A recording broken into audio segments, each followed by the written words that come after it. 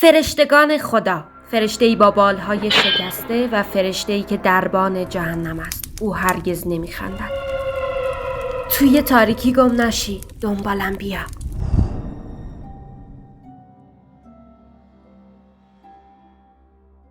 سلام، به دنیای فکت خوش اومدید. وقتی خدای زمینی به کناری رفت و خدای آسمان‌ها جایگزین شد، وقت آن بود که این حد فاصله بین انسان و خدا با موجوداتی به نام فرشته پر شود.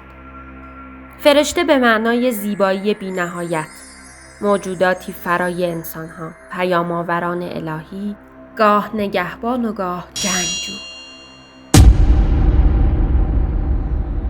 از مقرب‌ترین فرشته‌ها نزد خدا جبرائیل است. او حامل وحی بوده و با لقب طاووس الملائکه هم شناخته می شود.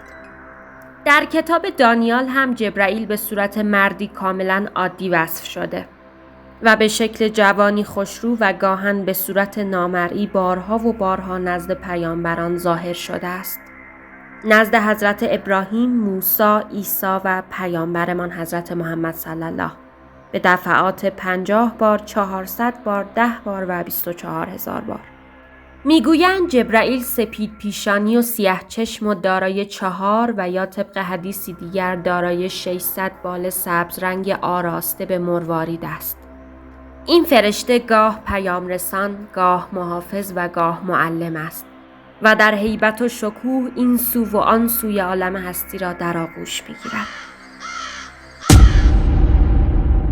این فرشته داستانش کمی متفاوت است. او همیشه نزد خداوند مهربان بود، اما نافرمانی کوچکی باعث شد که مجازات شود.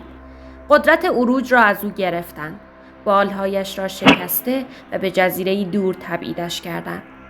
هنگامی که جبرائیل برای به دنیا آمدن امام حسین علیه السلام نزد پیامبر رفت تا خوشحالی خود را ابلاغ کند، فرشته‌ای را در جزیره‌ای دور افتاده مشاهده کرد. جبرائیل مبهوت ماند. آن فرشته بال نداشت. او را با خود همراه کرد و نزد حضرت محمد صلی الله رفت. حضرت تا جریان را شنید فرمود که خود را به پسرم حسین نزدیک کن و دستش را بر روی جای بالهایت بکش. بعد از این کار فرشته من به اوج رفت و بالهایش رخ نمایی می کردند. طبق گفته ها این موجود زیبا عاشق امام حسین علیه السلام شد و هر جا و هر زمان که انسانی نام حسین را بر زبان بیاورد بیدرنگ برایش ناجی مهربانی خواهد شد. عده‌ای میگویند این موضوع نافرمانی با بقیه روایات و گفته ها مغایرت دارد و عده‌ای میگویند که فرشته نافرمانی میکند به خاطر اینکه درجاتش با بقیه فرشتگان متفاوت است.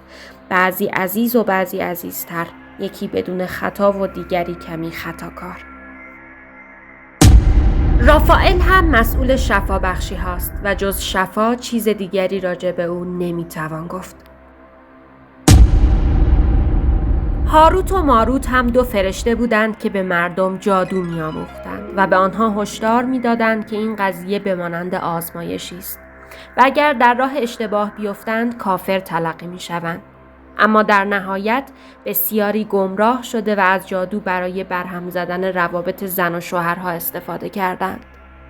و اما عاقبت این 2 فرشته، آنها به خاطر گناه‌هایشان مجازات شدند و تا روز قیامت در غاری از سقف آویزان شده تا بالاخره بخشیده شوند.